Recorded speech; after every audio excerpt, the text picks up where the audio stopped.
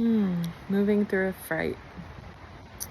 So in traditional Maya healing, Yucatec Maya healing, there are what they call spiritual illnesses.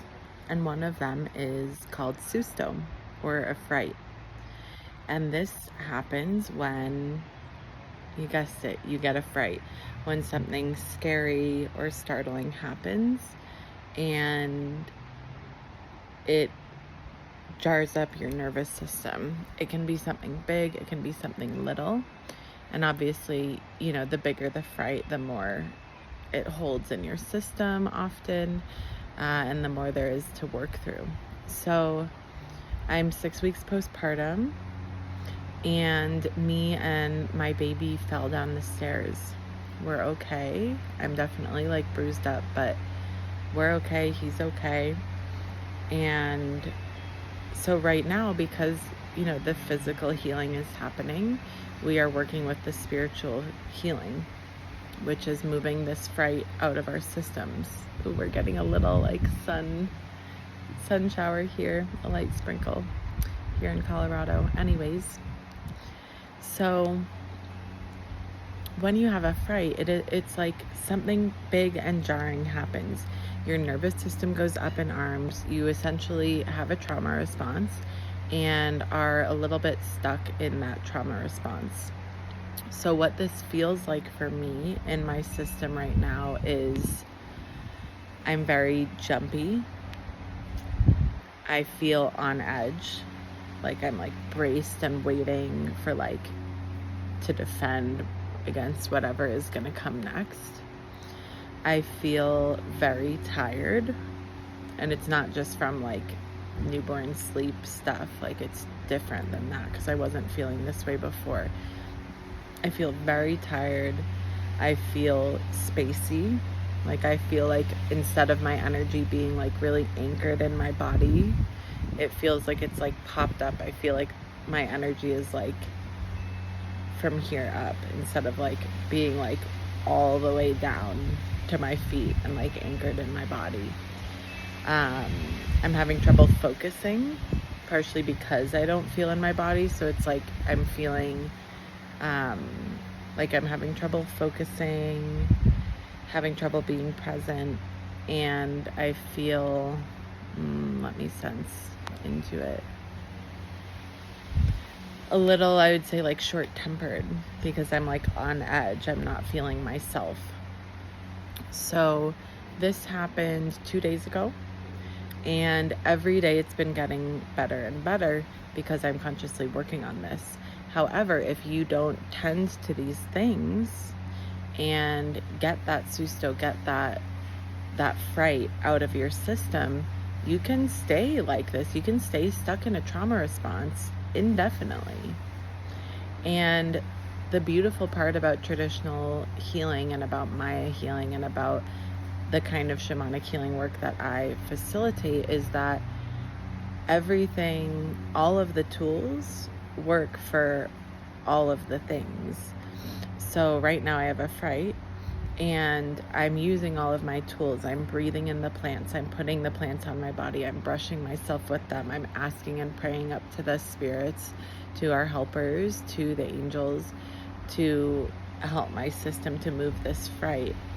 All of the tools help our nervous systems to downregulate, to get us out of, that hyperactive brainwave state and into our bodies, and to be regulated and anchored and present.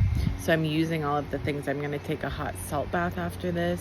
If the weather warms up outside, which it looks like it is, depending on the wind, I might make a herbal spiritual bath to be taken outside. And it's just, we experience these things and we learn about them when we're learning my healing. But to re-experience them, everyone's gotten a fright in their life, right? But to go from such a clear, good place to then have such an intense traumatic experience like what happened with me and my baby, it's such night and day of wow, I was in a really good place, even being 6 weeks postpartum.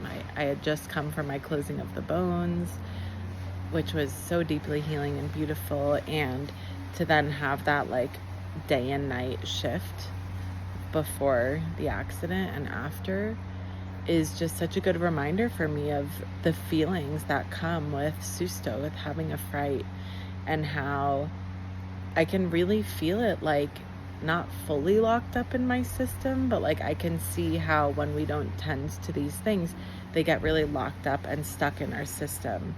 Another example of how this is being held in my system with this like on edge feeling is we were at a park yesterday, and I mean, first of all, just like driving in the car, I was on edge. Holding the baby, I'm like on edge, which is not my norm. And we were at the park and I had the baby laying down right in front of me.